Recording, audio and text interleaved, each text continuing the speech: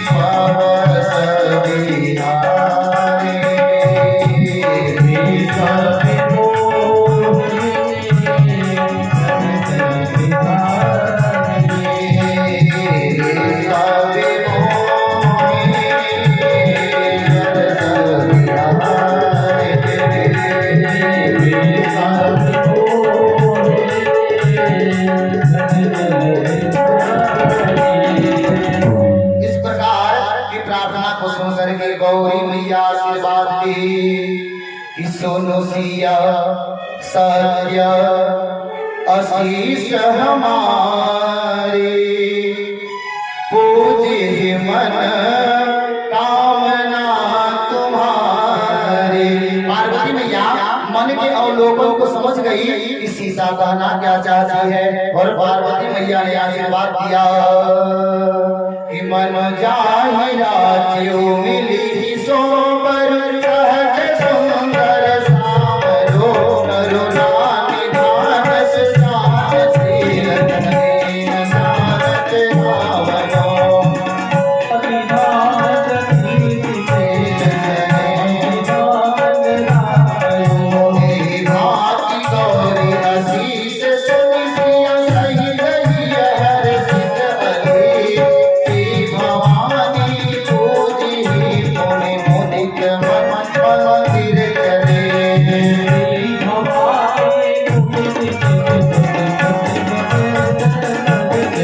माता ने आशीर्वाद दिया कि जैसा तुम सोचती हो सीता वैसा ही हो। सीता मैया गदगद हो गई, हृदय में मन रूपी मयूर नाच रहा है, हृदय में प्रसन्नता का ठिकाना नहीं। माता वहां से आ गई महल में, और जब माता महल में आई तो विश्वामित्र जी के साथ उस सभा में श्री रामचंद्र जी लक्ष्मण जी भी गए। जनक जी स्वागत किए विश्वामित्र जी का, यथा स्थान आसन देकर के विराजमान कराए। अब वहां पे एक से एक महारथी बैठे हैं धनुष को तोड़ने के लिए।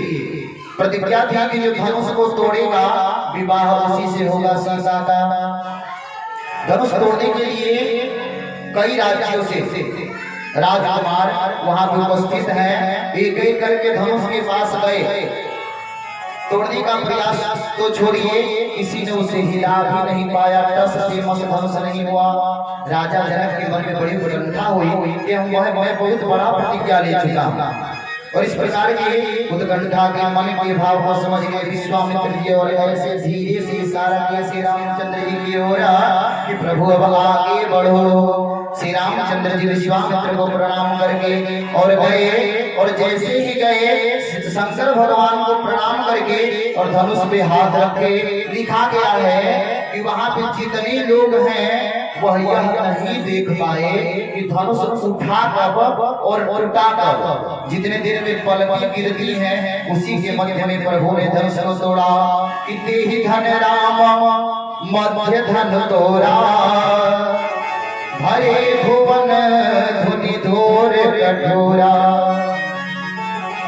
प्रभु उतनी देर में ही धनुष को तोड़ दिए। अब जनकपुरी में पूछिए महाराज उत्सव जैसा सबने मन में तो सीता ने आकलन किया ही था कि प्रभु श्री राम मुझे वर के रूप में प्राप्त हो। और आज उनके मन का अब सखियों के साथ मैया आ रही हैं वरमाला लेकर के प्रभु के गले में डालने के लिए। पर प्रभु तो इसे सर के खड़े हो गए। अब माला मैया बनाए कैसे?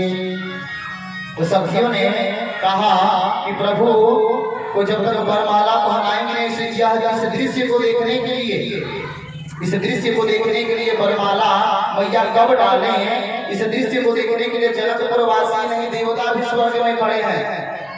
अरे जल्दी से हो जा, कब हो जा, कब वरमाला पहना दे। सखियों ने लक्ष्मण जी के ओर आदेश किया थोड़ा सा सहयोग करिए। तो लक्ष्मण जी विश्वामित्र जी की ओर देखे। विश्वामित्र जी बोले देखिए सब प्रपंच में हमको मत डालना, ये सब आप लोगों का काम है, आप लोग समझिए। इसमें साधु संतों का काम है, आप लोगों का काम है, आप लोग समझिए। सखियों ने लक्ष्मण जी से कहा लक्ष्मण जी कहे कैसे श्री रामचंद्र जी के भैया तुम झुक जाओ। तो सखियों के आग्रह पर सीता मैया ने लक्ष्मण भैया को ऐसे नयन दिखाया और लक्ष्मण जी हाथ जोड़ करके प्रभु श्री राम के पैरों को पकड़ लिए। और जैसे ही प्रभु श्री राम के पैरों को लक्ष्मण जी पकड़े, प्रभु श्री राम झुके हुए को उठाने के लिए तब तक मैया वरमाला डाल दी श्री रामचंद्र जी के गले में। बोले श्री राम भगवान की। प्रभु ने भी माला सीता मैया के गले में डाल दिया। आगे कथा कहती है ऐसे वाल्मीकि रामायण में तो उद्धृत है कि जब मार्ग में ही आ रहे थे श्री रामचंद्र जी धनुष यज्ञ के लिए तो परशुराम जी वहीं मिल गए थे। और परशुराम जी के मन का भ्रम प्रभु ने वहीं तोड़ दिया था। और उसका निरूपण करके गोस्वामी बाबा मानस में लिखते हैं कि उस सभा में पधारते हैं परशुराम जी। और परशुराम जी को देख करके उनके क्रोध को देख करके जितने सभा में उपस्थित जन हैं सब डरे हुए हैं परशुराम जी को देख करके। क्योंकि परशुराम जी कितनी बार क्षत्रिय विहीन किए हैं ना, 18 बार। और ब्राह्मणों को दान दे दिए हैं। आए और क्रोध में सुखदेव जी महाराज परीक्षित को सूक्ष्म रूप से कथा सुनाते हैं। कल आपसे कहा ना कि कथा इतनी बड़ी है कि अगर हनुमान जी यहाँ पर उपस्थित हैं, हनुमान जी की कृपा बनी रही तो अगर मैं इनके आशीर्वाद से महीने पर भी राम कथा सुना हूँ तो समाप्त होने वाली नहीं। कथा में प्रवेश करते चलते हैं तो परशुराम जी का वहां पर आगमन होता है। श्री रामचंद्र जी हाथ जोड़ कर कहते हैं परशुराम जी कि हमारे गुरु का धनुष किसने तोड़ा। तो हाथ जोड़ करके कहते हैं परशुराम चंद्र जी से श्री रामचंद्र जी कि नाथा संबोधनो भंजनिहारा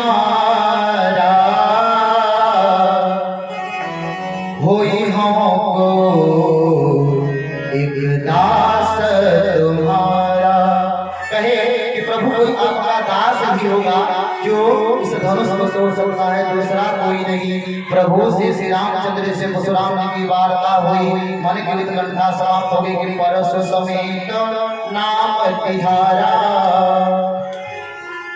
परशु के साथ जो आपका नाम है, मेरा नाम बिना परशु का है। आप परशु समेत राम परशुराम है और मैं बिना परशु का राम हूँ। दशरथ नंदन कौशल्या नंदन राम हो, पिता से अपना परिचय देते हैं। तो क्रोध अभी उनके मन में है, मन की उत्कंठा को हटाने के लिए कि भगवान का दूसरा प्राकट्य हो गया है, तो विष्णु भगवान का प्रदान किया हुआ धनुष दे दिए कि आप इस पर चाप चढ़ा दीजिए तो हमारे मन का संदेह दूर हो जाएगा। श्री रामचंद्र जी उनके धनुष को लेकर के चाप चढ़ाते हैं, कहते हैं कि जब धनुष से बाण छूटेगा तो कुछ ना कुछ लेकर के तो जाएगा ना, अगर किसी के शरीर को छूटे तो प्रणाम करेगा। आप बताइए बाण को छोड़े कहाँ पर, उन्हें बहुत क्रोध करता, और अब आप आ गए हो एक काम का मेरे क्रोध को नष्ट कर दिया। प्रभु ने उन्हें क्रोध रूपी जो मन में क्रोध छुपा हुआ है, बाण के अनुसंधान से उनके क्रोध को समाप्त किया। परशुराम जी हाथ जोड़ के प्रणाम किए और प्रणाम करके चले गए कि भगवान का प्राकट्य हो चुका है। अब यह खबर अयोध्या में महाराज दशरथ के पास आई। महाराज दशरथ अपने पूरे अयोध्या वासियों के समेत जनकपुर में आते हैं और खुशियों का माहौल, बाजा बज रहा है जनकपुर में, मंगल गीत हो रहा है कि खुशियों का बाजा,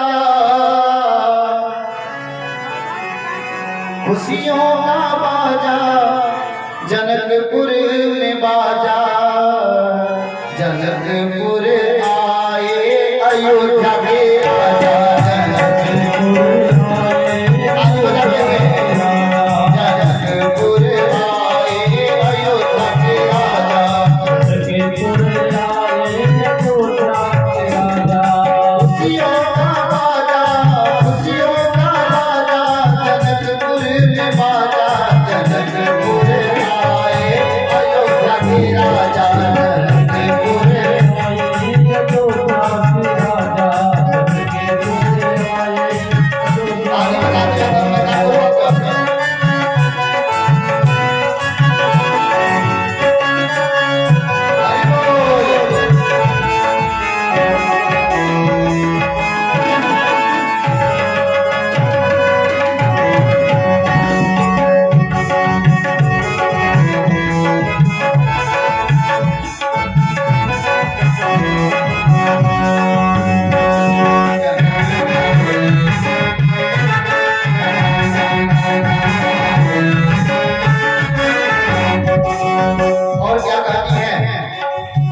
सखिया मंगल गान गाए, सखिया मंगल गान गाए, सखिया पंडित वेद पुराण सुनाए, बरसाए सीजन बरसाए देवगण फूलों की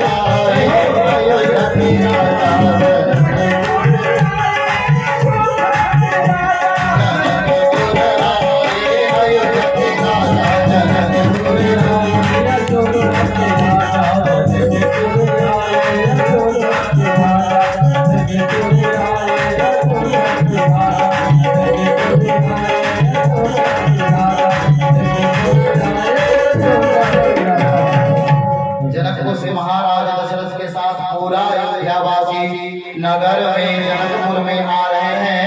अब चारों भाई दशरथ जी के साथ लक्ष्मण जी और रामचंद्र जी तो विश्वामित्र जी के साथ आ ही गए थे। अब दशरथ जी के साथ आते हैं भरत जी और शत्रुघ्न जी, चारों भैया आ जाते हैं जनकपुर में। और जब जनकपुर में प्रवेश करते हैं तो सखियां स्वागत करती हैं प्रभु श्री राम को देख करके, और मन में यह आकलन करती है कि गाली मतलब होता है ना, जब कोई आता है तो बड़े सुंदर शब्द में बक्सर वाले मामा जी थे बड़ी सुंदर पंक्ति की रचना की है कि भगवान के सामने सूरत को देख करके किस प्रकार से सखिया गीत गा रही हैं। सखिया कहती हैं चारों भैया को देखकर कि पहुना के करिया जाने हमें बड़ा धीर हो के घरे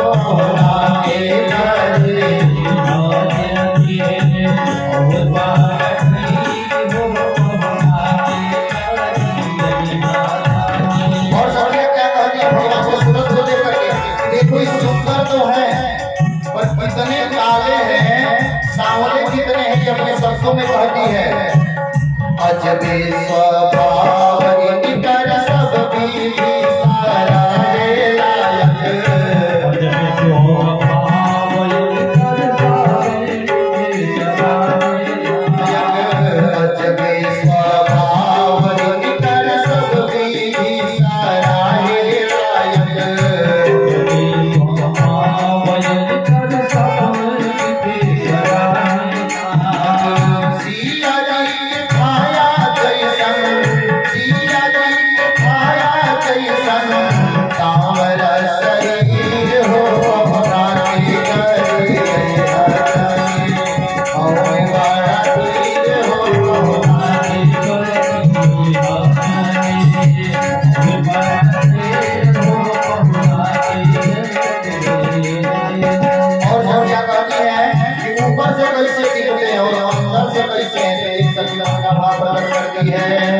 ऊपर से करिया ठाकुर साथी राम जैसन, ऊपर से करिया ठाकुर साथी राम जैसन, ऊपर से करिया ठाकुर साथी राम जैसन, ऊपर से करिया ठाकुर साथी राम जैसन, भीतर से निर्मल जैसे गंगा जी नीर हो बड़ा धीर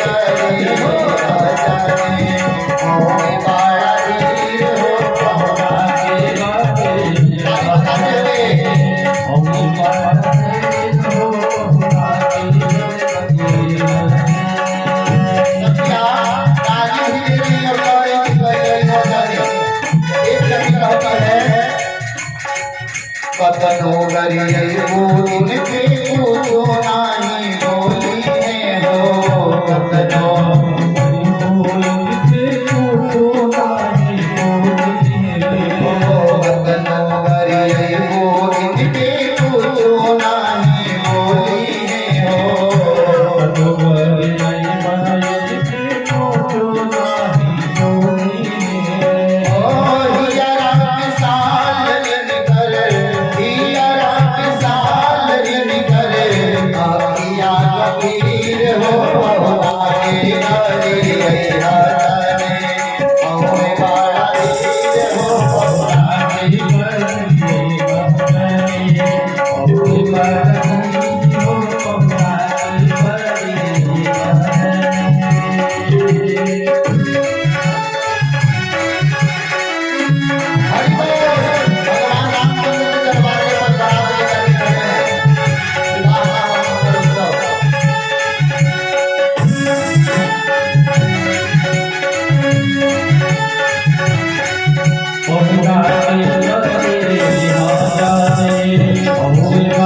Oh,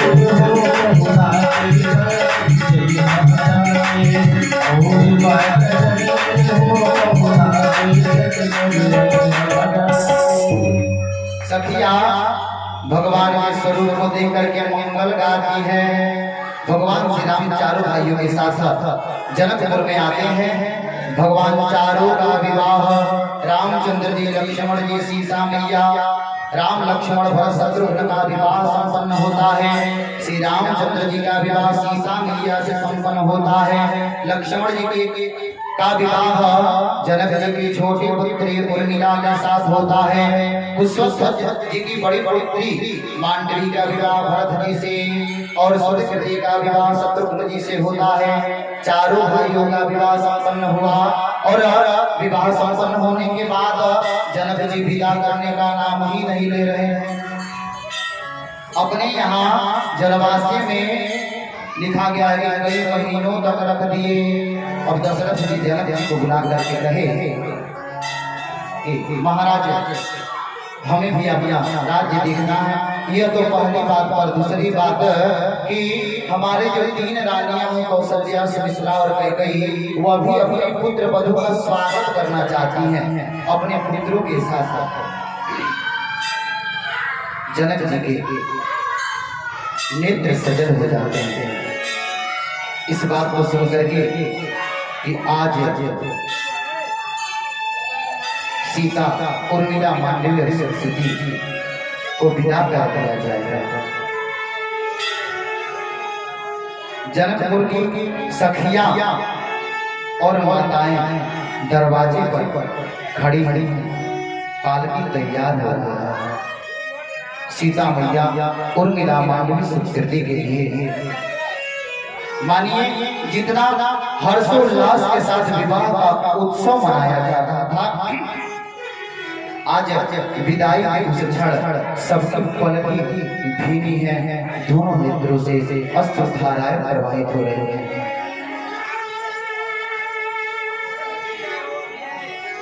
जनकपुर में कोई ऐसा नहीं जिसके दोनों नेत्र सजल ना हो, नेत्रों से अश्रु की धाराएं ना प्रवाहित होती हो। सीता, उर्मिला, मांडवी और सुकृति का विदाई का हुआ क्षण माता और जनक जी सीता का हाथ पकड़ करके और करुण भाव में कहते हैं कि पल भर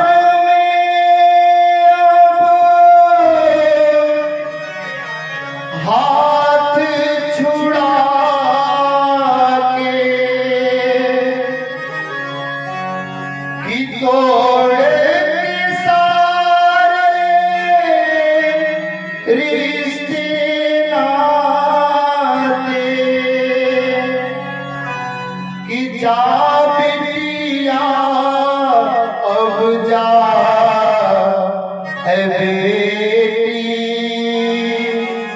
अपने पिया घर जा, बिटिया अपने पिया घर जा। नेत्र सजल जनक जी कंठ की उत्कंठा से कुछ बोल नहीं पा रहे हैं, मुंह से कुछ शब्द नहीं निकल रहा है। माता सीता को विदा करते समय एक घर से एक बेटी जाए तो उसके विदाई का दर्द छोड़िए।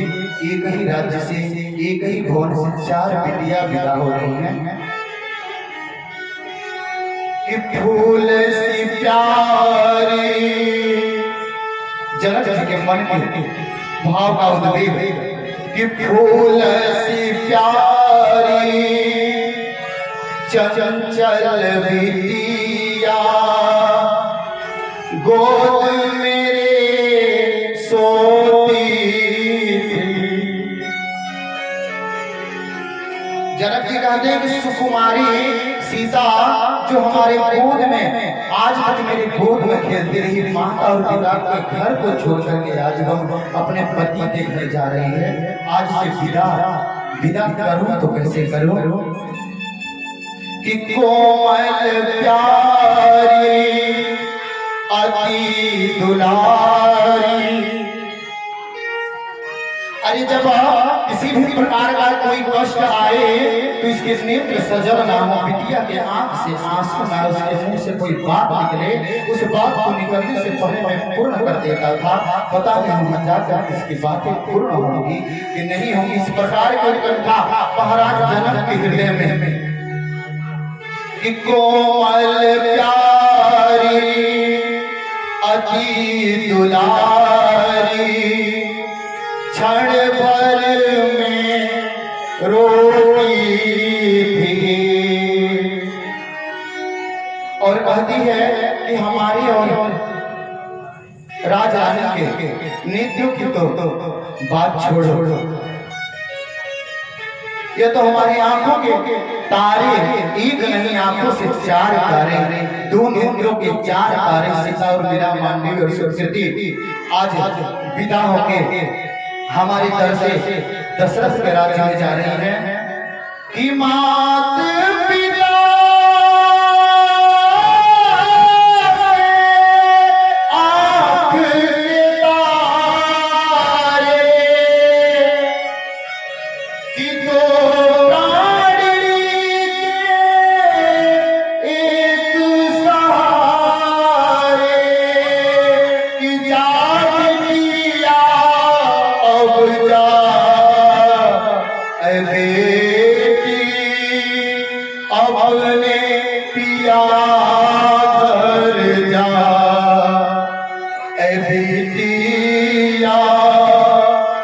अपने पिया घर जा। और जैसे ही महाराज जनक के हाथ से सीता का हाथ छूटता है और पालकी में बैठे हैं, हृदय विदीर्ण होकर के जनक के हृदय से बात निकलता है कि पल भर में हाथ छुड़ा के कि टूट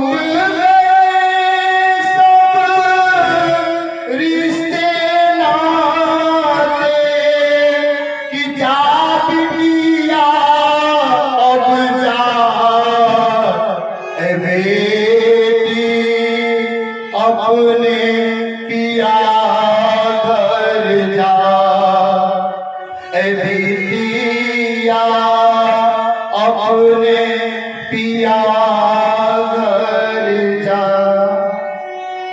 सीता उर्मिला, मांडवी, सुकृति चारों पालकी पर बैठ करके और जनक महल से निकलते हुए जनक के मार्ग से होते हुए धीरे धीरे महाराज दशरथ के यहाँ दशरथ भवन में तो उत्सव है, पर समझिए बिटिया के विदाई के बाद जनक का हृदय विदीर्ण हो गया, हृदय टूट गया हो, मानो जनक को कुछ और ना दिखे। कथा कहती है चारों पुत्र और चारों पुत्र वधू अयोध्या नगरी में प्रविष्ट होते हैं, और जब अयोध्या नगरी में जाते हैं ना तो वहां पे मंगल उत्सव होता है। माताएं स्वागत करती हैं पुत्र और पुत्र वधुओं का, स्वागत करके राज सिंहासन पे अपने अपने महल में सबको विदा करती हैं। बोले श्री रामचंद्र भगवान की। अब सुखदेव जी कहते हैं कि परीक्षिता, जब जहाँ पे ज्यादा खुशी हो जाती है ना वहां पर किसी की नजर भी लग जाती है। एक दूसरे की खुशी को देख करके एक दूसरा खुश नहीं होता। संसार में कोई ऐसा कुछ प्राणी है जो दूसरे की खुशी को देख करके खुश हो। तो अयोध्या नगरी में विघ्नेश्वरी देवी का आगमन हो जाता है। विघ्नेश्वरी देवी मतलब विघ्न डालने वाली, और विघ्नेश्वरी देवी आकर के मंथरा के बुद्धि में विकृति पैदा कर देती है, और मंथरा जाकर के कैकेयी के बुद्धि में विकृति पैदा कर देती है। विवाह के कुछ दिन के बाद शत्रुघ्न और भरत जी अपने ननिहाल घूमने चले जाते हैं, और इधर मंथरा की बुद्धि विकृत हुई तो कैकेयी से बोली कि महाराज दशरथ से कहो अब तो राम का राज्याभिषेक कर देंगे, तो महाराज दशरथ से कहो कि राज्याभिषेक तुम्हारे जो 2 वचन थे ना, जो देव कहे थे कि तुम अपना 2 वचन कभी परिपूर्ण कर लेना। तो कैकेयी दशरथ जी को बुलाती है। कोप भवन में कैकेयी पड़ी हुई है, महाराज दशरथ वहां पे आते हैं और कैकेयी अपना दोनों वचन याद दिलाती है, कहती है कि मैं 2 वचनों में आपसे मांगती हूँ। यह वचन उस समय का देवासुर संग्राम जब हो रहा था, देवासुर संग्राम, तो उस समय महाराज दशरथ देवताओं की सहायता के लिए गए थे और किसी असुर के किसी बाण के प्रक्षेपण से इनके मन में गति थोड़ी सी अवरुद्ध हो गई थी। वहीं पर कैकेयी देश की यह महारानी कैकेयी आकर के महाराज दशरथ के प्राण की रक्षा की थी। तो दशरथ जी कहे थे कि तुम वर मांगो, तुमने मेरा प्राण बचाया है, और दूसरा तुम मेरी प्राण बचा रही है तो तुम मेरी रानी बन करके आओ और तुम मुझसे कुछ वर मांगो। तो बोली कि जब समय आएगा तो मैं मांग लूंगी। वही वर आज मांग रही है। महाराज दशरथ या अयोध्यानगरवासी कोई नहीं सोचा था इस प्रकार का वरदान कैकेयी मांगेगी महाराज दशरथ से। दशरथ आते हैं तो कैकेयी कहती है कि हमारे पुत्र भरत का राज्याभिषेक और राम को 14 वर्ष का वनवास।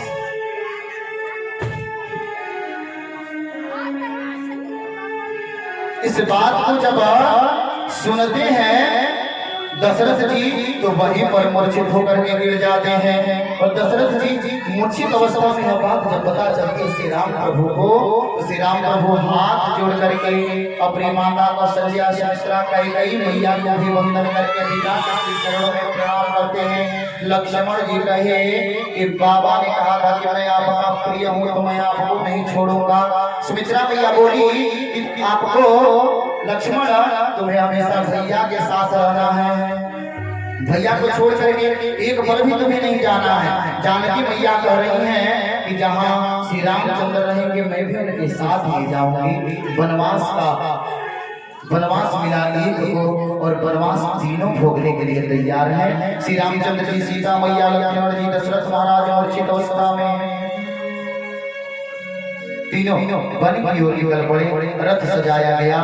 आर्य सुमंत जी रथ में बैठा करके पूरे अयोध्या नगरवासी के साथ जा रहे हैं। पूरे अयोध्या नगरवासी साथ में कि जहाँ श्री रामचंद्र नहीं उस राज्य में क्या रहना। कैकेयी की बुद्धि तो भ्रष्ट हो गई है और इसका पुत्र है तो कौन सा ये हो सकता है कि उसके पुत्र की भी बुद्धि अच्छी होगी, इस राज्य में नहीं रहना। हम भी चलेंगे प्रभु के साथ।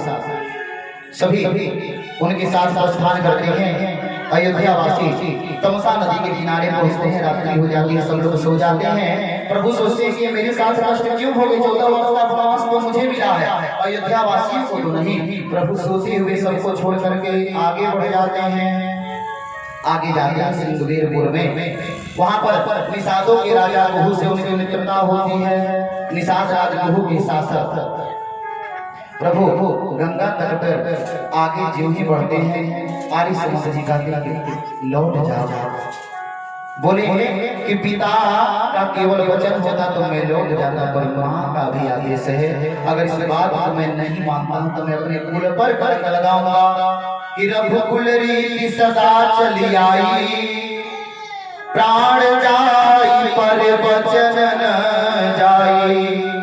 आर्य सुमंत को विशेष आग्रह करते हैं श्री रामचंद्र जी कि आप अयोध्या लौट जाइए। आर्य सुमंत अयोध्या की ओर लौटते हैं और प्रभु पहुंचते हैं गंगा जी के तट पर। और गंगा जी के तट पर प्रभु ज्यों ही पहुंचते हैं तो वहां पर केवट है और कहते हैं कि केवट भैया अपना नाव लेकर के मेरे समीप आओ। तो केवट बोलता है कि ना ना ना हम ना वो नहीं लाएंगे, ये वो हमारे खाने का सहारा है और इसको लेकर के चले आए। तो अरे भैया सहारे से क्या हुआ? तो बोले कि ना हम आपके प्रताप को जानते हैं, आपके पैर के स्पर्श से मुनि पत्नी जो अयोध्या थी ना पत्थर बनी थी वह नारी बन गई। और ये वो हमारी है घर पे श्रीमती जी, और कहीं आपके पैर से टच हो गया और एगो को अच्छे से नहीं खिला पा रहे हैं और ये वो नारी बन गई तो हम रखेंगे कहाँ? अब इस प्रकार के मन के भ्रम में अपने पत्नी से कहता है कि पहले हम पास में नाव लाएंगे लेकिन पांव पखारेंगे, उसके बाद पांव पखारने के पश्चात ही मैं अपना नाव लेकर के आऊंगा। और कितना भी आग्रह करते हैं तो केवल कहता है भगवान श्री रामचंद्र जी से कि हम नाही नियारा लिया भी अपन नैया हो डर लागेला। लागेला तोहरा कोड़वा के धुरिया से डर लागेला हो डर लागेला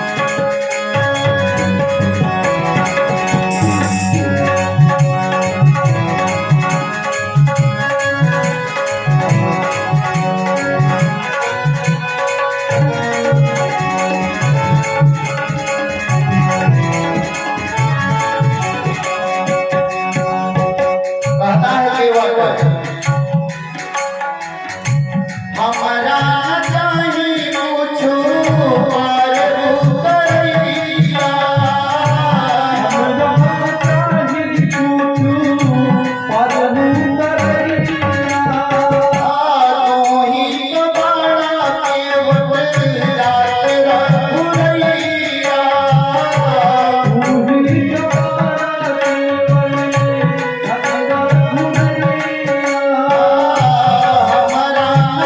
केवट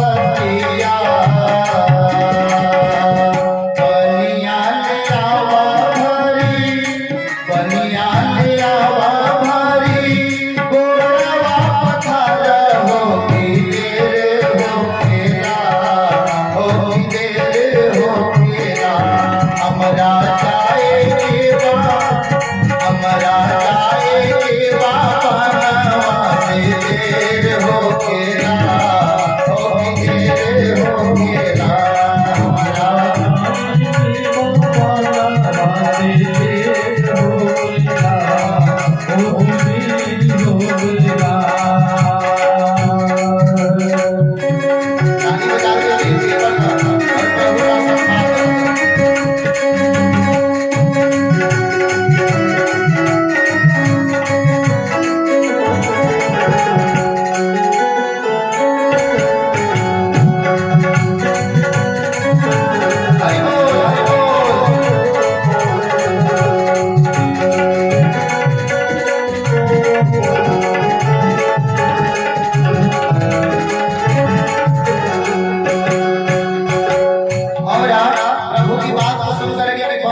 देर हो रहा है तो केवल वह जल्दी करके आता है।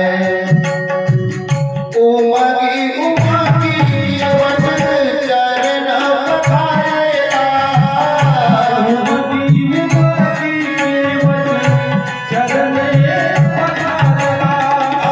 देव फूल मारी से गरीबवा सिहारेला फूल मारी से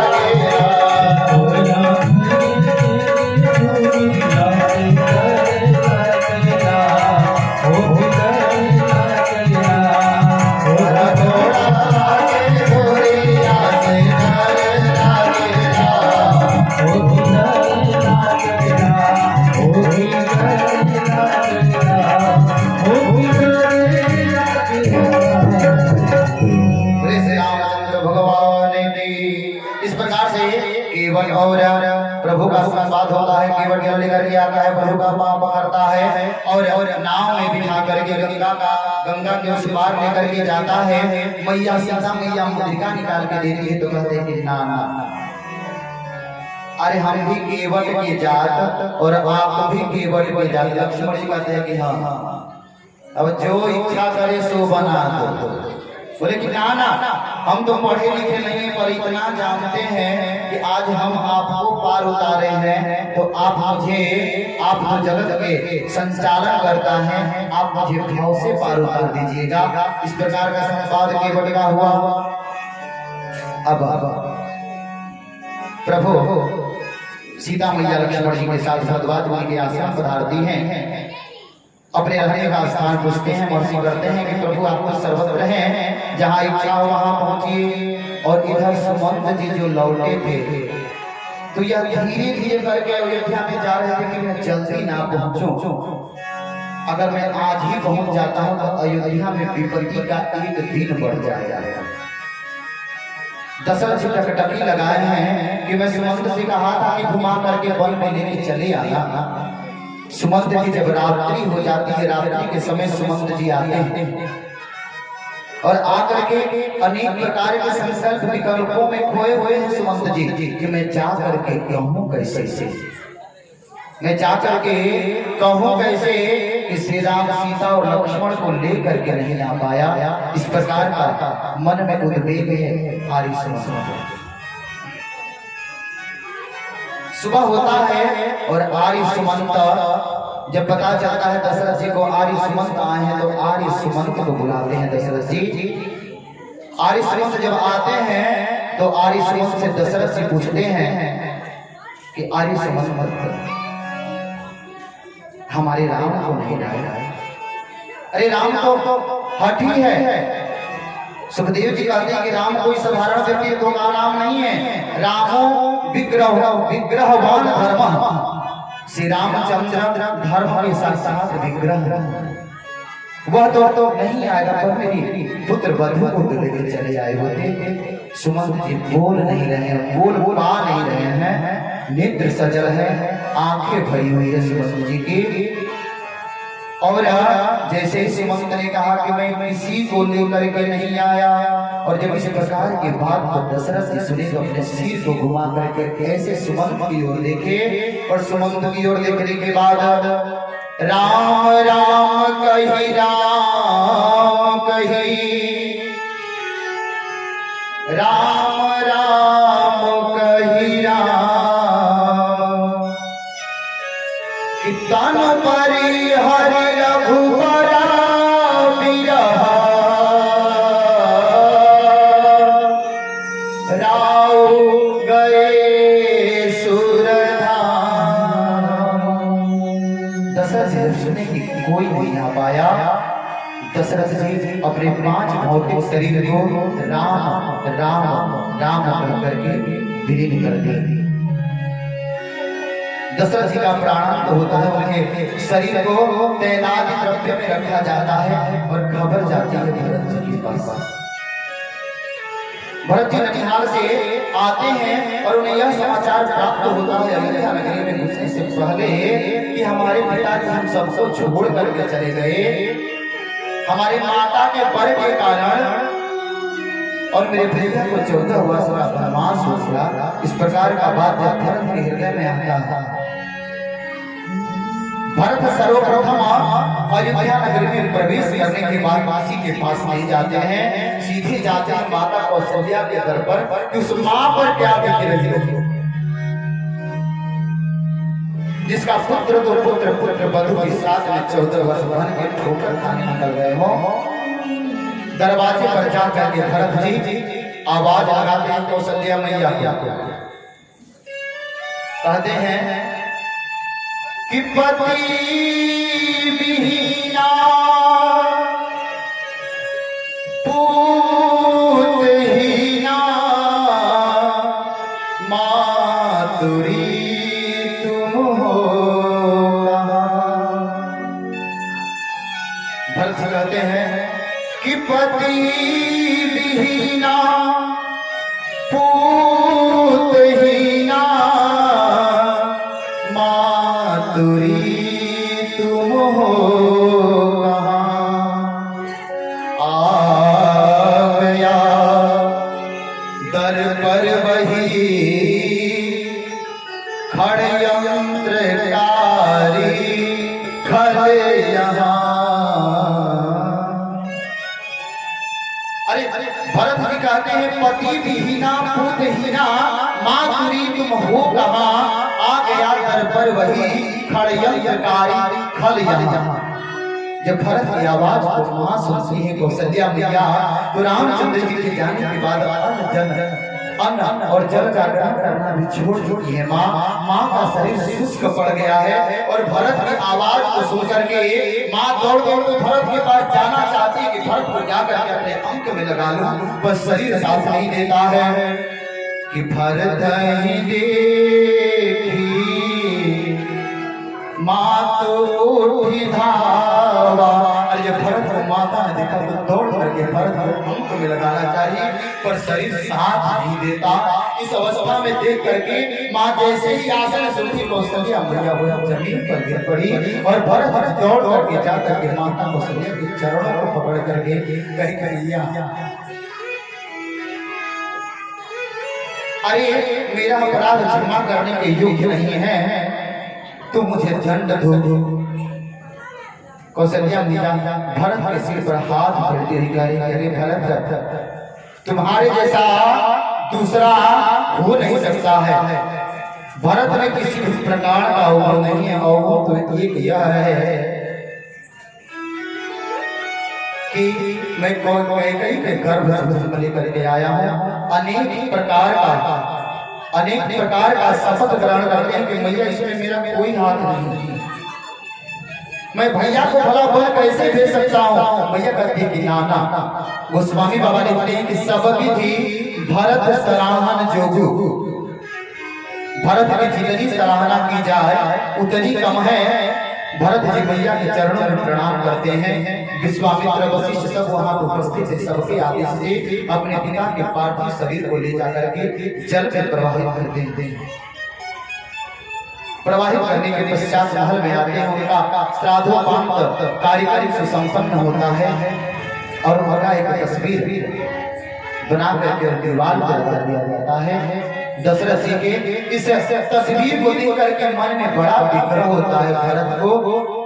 भरत के मन में विग्रह होता है कि दुनिया की जो नाते हैं ना, यह 4 दिन के हैं, इससे ज्यादा नहीं।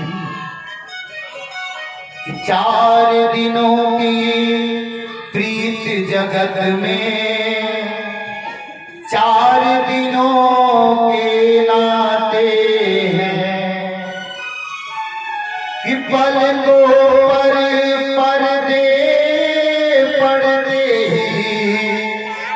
सब नाते टूट जाते हैं। अरे मन में संकल्पना आती है कि जो पिता मेरी चिंता में जलता रहा, आज कैसे भगवान का यह विधि है कि आज इसी पिता को मैं चिता में जला करके आ रहा हूँ कि जिसकी चिंता में तू जलता वे ही चिता जलाते हैं। पर रक्त बहाए जल सम, जल में वही बहाते हैं। 4 दिनों की प्रीत जगत में, 4 दिनों के नाते हैं। मन में संकल्पना करते हैं कि पिंडदान करके आया, और लोग कहते हैं कि घर का स्वामी चला गया ना, मर गया, इस शरीर में से उसकी आत्मा निकल गई तो हमारा भवन अशुद्ध हो गया। इस प्रकार के मन में संकल्पना लोग करते हैं कि घर के स्वामी के जाने पर घर की शुद्धि कराते हैं। पिंडदान कर प्रेतात्मा से अपना पिंड छुड़ाते हैं। अरे पिंडदान करते हैं किसी प्रेतात्मा से पिंड छूट जा, ये कैसा, ये विधाता कैसा चला दिया कि 4 से 40वें दिन तक हर एक रस्म निभाते हैं। मृतक के लौटाने का कोई जोखिम नहीं उठाते हैं। भरत हरिमान में संकल्पना कर रहा है कि आदमी के साथ खत्म किस्सा भी उसका हो गया। आग ठंडी हो गई, चर्चा भी ठंडा हो गया। चलता फिरता था जो आज तक बन के वह तस्वीर आज लग गया दीवार पर, मजबूर कितना हो गया। इस प्रकार की संकल्पना भरत जी के मन में। अब जब राज्याभिषेक की बारी आती है राज्याभिषेक की जब बारी आती है तो भरत कहते हैं कि राज्य मुझे नहीं है तो भैया का राज्य। इस राज्य की गद्दी पर बैठने की तो दूर की बात है, उसके सामने खड़े होने की औकात भी मेरी नहीं है। भरत के मन में इस प्रकार की संकल्पना, जब इस बात को अयोध्या नगर वासी सुनते हैं तो कहते हैं कि ना बड़ा गलत मैंने भरत के बारे में सोची। भरत जी निकल पड़ते हैं रामचंद्र जी को लाने के लिए और रथ तैयार होता है तो बोलते हैं कि ना अरे हमारे प्रभु नंगे पांव इस राजमहल को छोड़कर के वन की ओर चले गए। और सेवक का धर्म है, गोस्वामी बाबा कहते हैं कि जहां पर प्रभु पांव रख करके चले वहां पर सेवक को सिर के भर भर जाना चाहिए। सिर नीचे करके अगर पांव के बल प्रभु जा रहे हैं तो सिर के बल हो करके हम वन की ओर जाएं, पर यह संभव नहीं है। तो मैं भी उस प्रभु नंगे पांव जिस प्रकार से अयोध्या को छोड़ के चले गए उसी प्रकार मैं भी नंगे पांव निकल जाऊंगा। प्रभु चित्रकूट की पवित्र भूमि पर वास कर रहे हैं। भरत जी अयोध्या वासियों के साथ जाते हैं। एक बात मैं आपको भरत के विग्रह के बारे में बता दूं। जब श्री रामचंद्र जी सीता मैया लक्ष्मण के साथ जा रहे थे मार्ग में तो श्री राम प्रभु के पैरों में एक कांटा चुभ जाता है। और श्री राम प्रभु के पैरों में जैसे ही कांटा चुभता है ना, भगवान के मुंह से आह शब्द निकल जाता है और प्रभु बगल में एक शिला पर बैठ जाते हैं। और शिला पर बैठने के पश्चात घुटने के बल होकर के धरती मैया को हाथ जोड़कर के कहते हैं कि हे वसुंधरा, हे जगत जननी, मैं जिस मार्ग से जा रहा हूं ना इसी मार्ग से मेरा भरत जितने कांटे, जितने सूर, जितने कंकड़ तुम्हें चुभाने हैं ना मैया, मेरे पैरों में चुभा दो, क्योंकि मेरा भरत आएगा ना इस दर्द को वह सहन नहीं कर पाएगा। धरती में यह बोले रामचंद्र जी की इतना बड़ा भक्त लागे कि भरत से दूसरा कोई भक्त नहीं है और कहते हो कि कांटा चुभेगा तो वह सहन नहीं कर पाएगा। बोले प्रभु के नाम नहीं, ये बात नहीं है।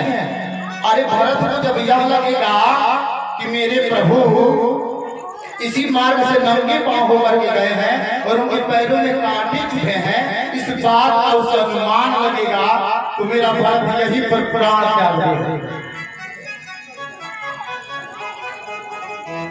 इसलिए जितनी कंकड़ सुर चुभाने हैं ना मेरे पैरों में चुभा दो। यह विग्रह है भरत का। प्रभु अपने भक्त का दुख नहीं देखना चाहता। प्रभु यह चाहता है कि जो मेरे प्रति समर्पित है ना उसके जितने कष्ट है वह मुझे प्राप्त हो, मेरे भक्त को किसी भी प्रकार का कष्ट ना हो।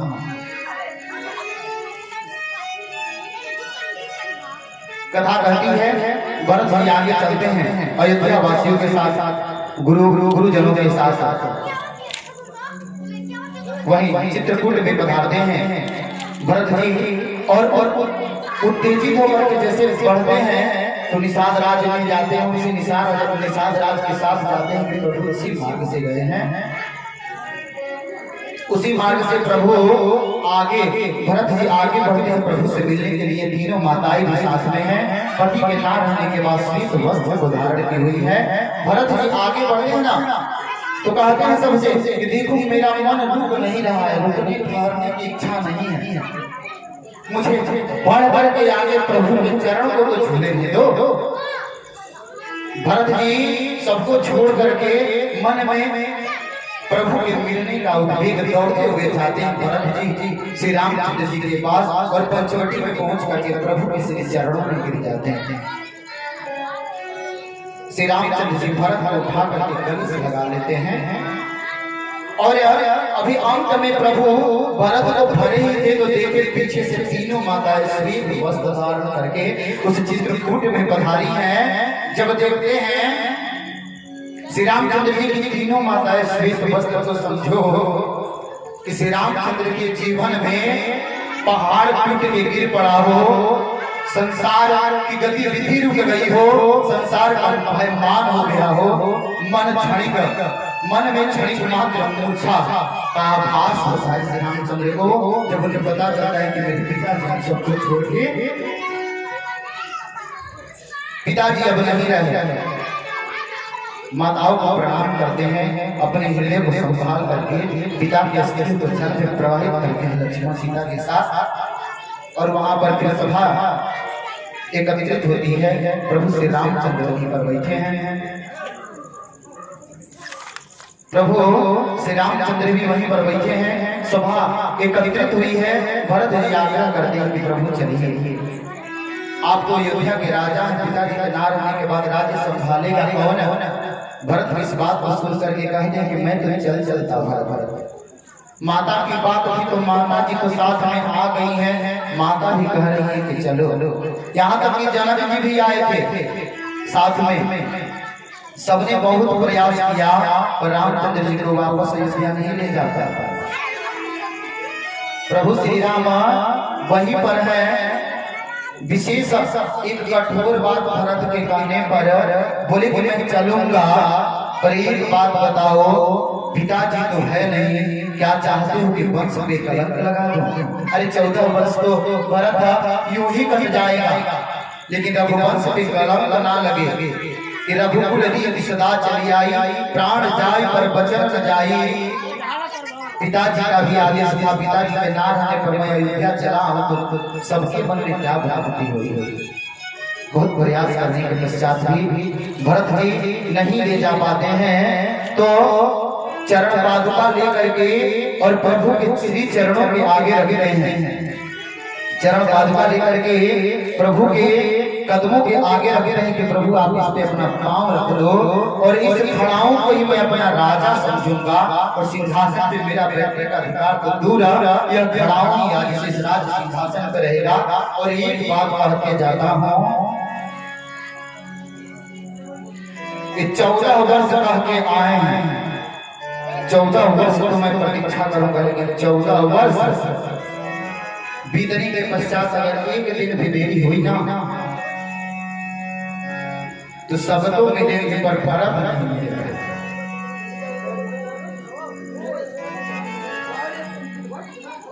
भरत जी प्रभु की खड़ाओं को लेकर के शीश पर रखते हैं और प्रभु को एक टक देखते हुए अयोध्या की ओर बढ़ते हैं कि प्रभु कर कृपा पावरी दीनी सादर भरत शीश धरी। खड़ाओं को लेकर के सिर पर रख लेते हैं भरत जी और कहते हैं कि आज से मेरे राजधानी में कोई विराजमान होगा तो यह खड़ाऊं, एक खड़ाऊं से रामचंद्र जी के रूप में और दूसरा खड़ाऊं माता जानकी के रूप में। शीश पे खड़ाऊं अखियों में पानी, शीश पे खड़ाऊं अखियों में पानी, राम भक्त ले चला रे राम की निशानी, राम भक्त ले चला रे राम की निशानी। शीश पे खड़ाऊं अखियों में पानी, शीश पे खड़ाऊं अखियों में पानी,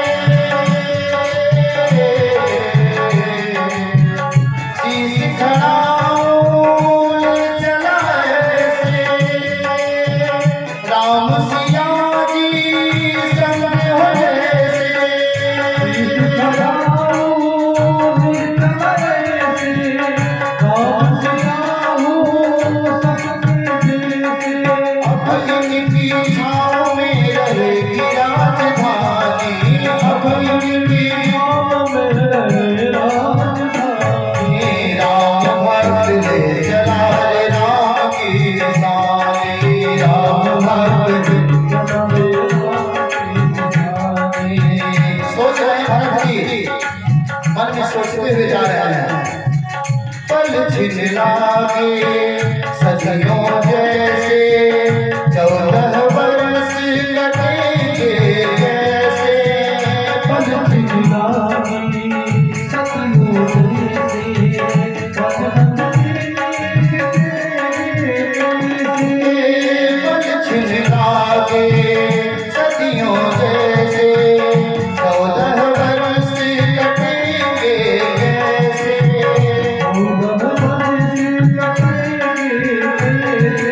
राम भी कठिन है, राम भी कठिन है, एक घड़ी बिताने राम भक्त ले चला रे साने। राम भक्त ले चला रे साने, राम भक्त ले चला रे राम की साने।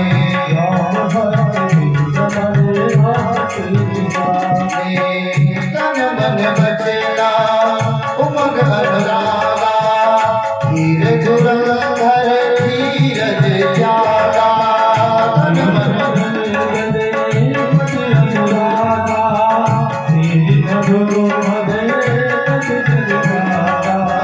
तन मन बचला उमंग अनुरागा, धीर धुरंधर धीरज त्यागा।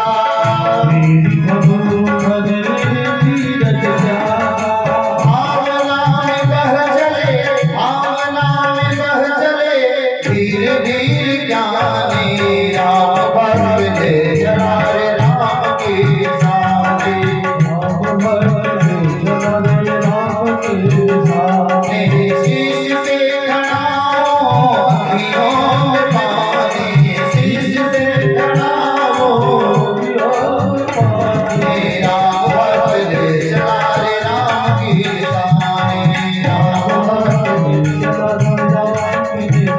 मेरा भक्त ले चला रे राम की साने।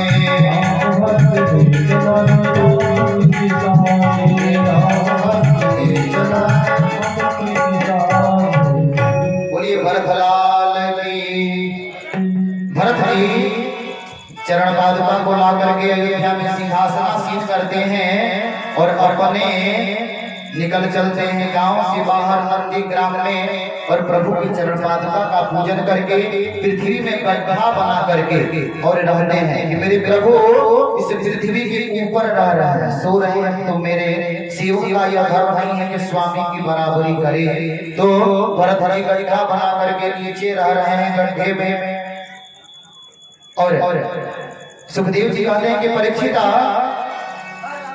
जब से प्रभु गए ना 14 वर्ष के लिए वनवास, तो अयोध्या में किसी ने अपने पांव में उपाना नहीं पहना, चप्पल जूता खड़ाऊं कुछ भी नहीं पहना कि मेरे स्वामी नंगे पांव है तो मैं खड़ाऊं चप्पल कैसे पहनूं। मन में संकल्पना है कि मेरे भैया मुनियों का वेश बना करके जटाजूट बना करके गए हुए हैं, उसी वेश को धारण करके नंदी ग्राम में भरत जी रह रहे हैं। मन में सोच रहे हैं मुनियों का बना कर वेश, जाने वो कौन